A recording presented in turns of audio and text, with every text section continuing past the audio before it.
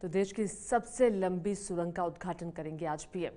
बढ़ते आगे, supreme court के आदेश के बाद क्या नेशनल हाईवे और स्टेट हाईवे के 500 मीटर के दायरे में आने वाली दुकानें बंद हो चुकी हैं?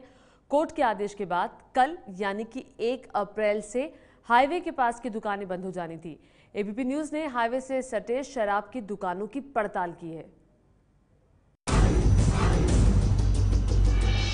सुप्रीम कोर्ट के आदेश का कितनी सख्ती से पालन हुआ है, इसके जायजा लेने के लिए हम आ पहुंचे हैं दिल्ली मेरठ हाईवे पर। यहाँ पर फिलहाल हमें हाईवे के ठीक बगल में शराब की दुकान मिली, जो कि सुबह के तकरीबन 11 बज रहे हैं और दुकान अभी तक नहीं खुली है। यहाँ के लोग तो शराब की दुकान बंद होने से काफी खुश थे। शराब का ठेका बंद हो गया, बहुत अच्छा हुआ, बहुत खुशी हुई हमें शराब के ठेके से। तो मैं खुद ज्यादा परेशान थी। हम लोग तो नहीं जाते थे, लेकिन बगल में होने की वजह से हमें इससे बहुत परेशानी थी, बहुत तकलीफ थी। अब राहत है बिल्कुल।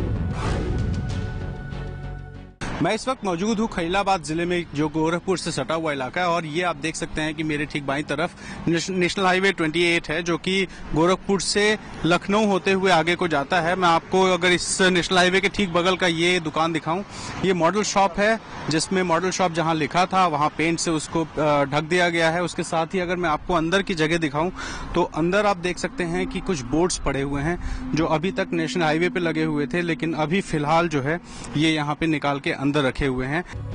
गोरखपुर के सहजनवा इलाके में भी हाईवे की बगल की दुकान बंद थी, लेकिन नौसड़ इलाके में हमें हैरान करने वाली तस्वीर दिखी।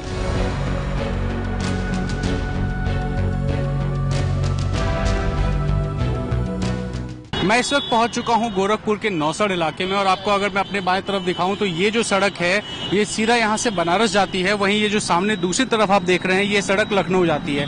यानी कि ये जो आप लखनऊ वाली रोड देख रहे हैं ये नेशनल हाईवे है, और ये बनारस वाली जो सड़क है वो स्टेट हाईवे। और इस सड़क के ठीक अगर मैं कोने में आपको शराब की दुकान दिखाऊं, जो अभी हमें खुली हुई दिखाई दे रही है, कि ये आदर्श पुलिस चौकी है, जो गोरखपुर के बेलीपार इलाके में मौजूद है। नौसड़ चौराहे पे बिल्कुल ये पुलिस चौकी स्थित है, और इस चौकी के ठीक सामने शराब की दुकान खुली हुई है। ये दुकान कैसे आज खुली है? इसलिए खुली हुई है, जिन दुकानों को हटाना था उनको पहले से नोटिस मिल चुकी है। हमको कोई नोटिस नहीं मिला है हटाने के लिए। सुप्रीम कोर्ट का आदेश हाईवे के 500 मीटर के दायरे में चलने वाले होटल, रेस्टोरेंट, पब या बार पर भी लागू होता है। हमने ऐसी जगह की भी पड़ताल की। इसके लिए हम पहुंचे दिल्ली के पास गुरुग्राम के मशहूर साइबर हब।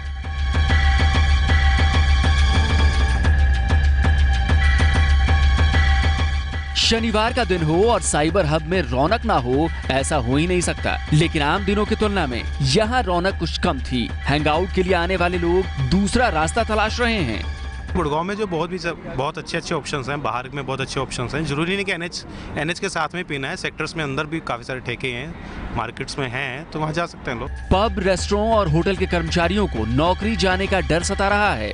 लोग जितने बेरोजगार हो जाएंगे, लोग रोड भी आ जाएंगे, क्योंकि सबकी रोजी रोटी चल रही है। काफ़ी हजारों लोग होंगे साइबर हब में ही, मैं तो बता रहा हूँ।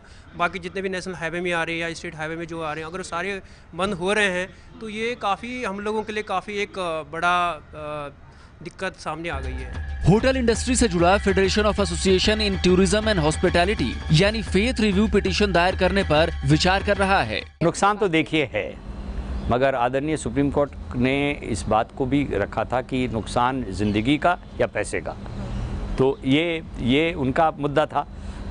हमारा ये मानना था कि जब आप बार और रेस्टोरेंट की बात और होटल की बात करते हैं तो वो उससे अलग है कि आप बोतल ले जाके गाड़ी में नहीं बैठते।